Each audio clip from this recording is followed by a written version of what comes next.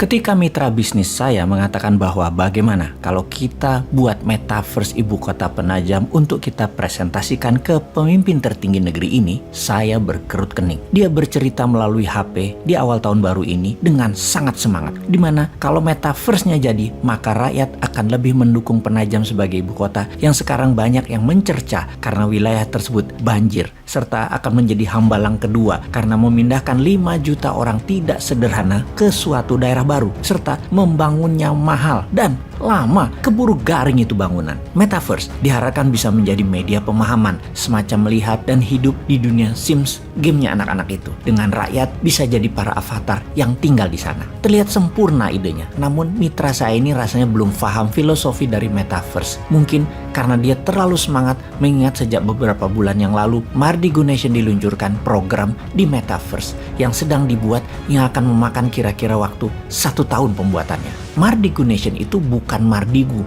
bukan Bosman World. Mardigu adalah kependekan dari filosofi perjalanan kehidupan yang mana mbah saya berikan kepada saya. Namun jujur belum bisa dijalani dengan benar. Karena nama adalah doa kan?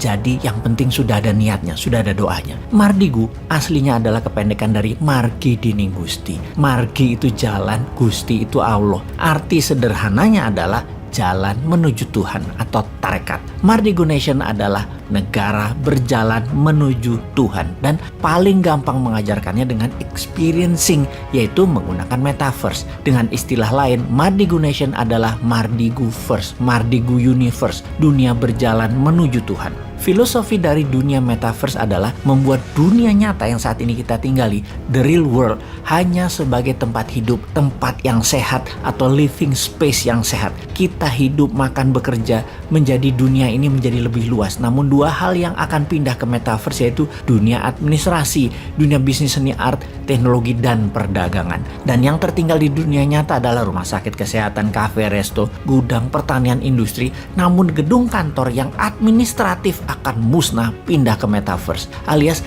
kalau metaverse dibawa ke ibu kota yang baru yang 90% adalah kegiatan administrasi, maka semua itu bisa tidak jadi dibangun. Ngapain membangun dengan dana 1.000 triliun dalam 5 tahun ke depan bentuk fisiknya? Mending buat metaverse hanya 2 triliun kali. Pusat pemerintahan negara, pegawai departemen semua kerja dari manapun bisa tinggal dan matanya tinggal dikasih VR, helm ber-TV, alat komunikasi. Administrasi semua pindah ke blockchain. Dan kalau metaverse dijelaskan ke old mind, ya mulai semua kalau kayak gini dijelasinnya. Sekali lagi, metaverse akan menghilangkan gedung kantor, administrasi, dan tempat jualan retail dalam seketika yang memberikan kemudahan untuk hidup ke depannya dari sisi yang lain.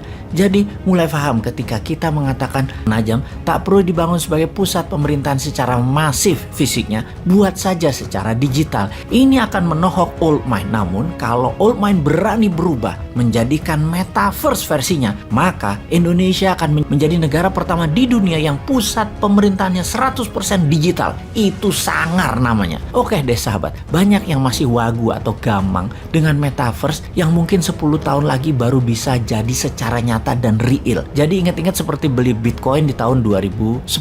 Kalau kamu punya $100 beli di tahun 2010, maka di tahun 2021 kemarin nilai uang kamu adalah $12 juta.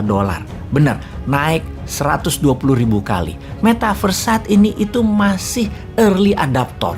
Mau ambil peluang di metaverse atau masih mau bikin fisiknya itu di Penajam, ya monggo. Semua ini nanti Anda kok yang dicatat dalam sejarah ke depannya, bukan kami. Kami mah punya usulnya revolusioner. Jadi balik ke metaverse yang Mardigu Nation yang akan pakai emas alat tukarnya. Emasnya dinaran tentunya. Dan akan kita mulai dari Bali First dalam Mardigu Nation Universe untuk menjadi pemahaman sahabat supaya Indonesia nanti punya universe di metaverse. Diawali dengan Penajam First, maka ini adalah penjelasan singkat apa itu metaverse agar Anda semua nggak pusing-pusing lagi dengan apa sih itu metaverse. Ini penjelasan sederhana ala Bosman. Di cara lama, bisnis dan kehidupan itu ada 1. Pasar atau tempat komunitas jual beli. 2. Pelaku pasar yaitu penjual dan pembeli. 3. Transaksi atau penjualan dan pembelian.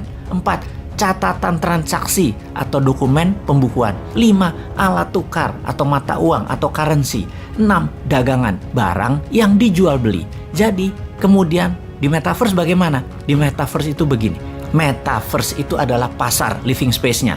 Avatar itu mewakili pelaku pasar. Transaksi ya transaksi. Kemudian blockchain itu dokumentasi atau pembukuan. 5. Cryptocurrency itu adalah mata uangnya di metaverse. Dan terakhir, NFT itu barang dagangan. NFT itu bisa mandiri sebagai produk digital atau bisa juga sebagai avatar mewakili produk non-digital.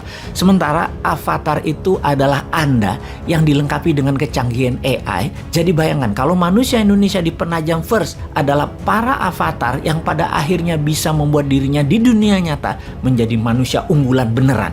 Karena dalam pikiran bawah sadar manusia, mereka tidak mengenal apa itu reality, apa itu imajinasi, yang kemudian oleh Walt Disney dikatakan, "My imagination create my reality." Selamat datang masa depan.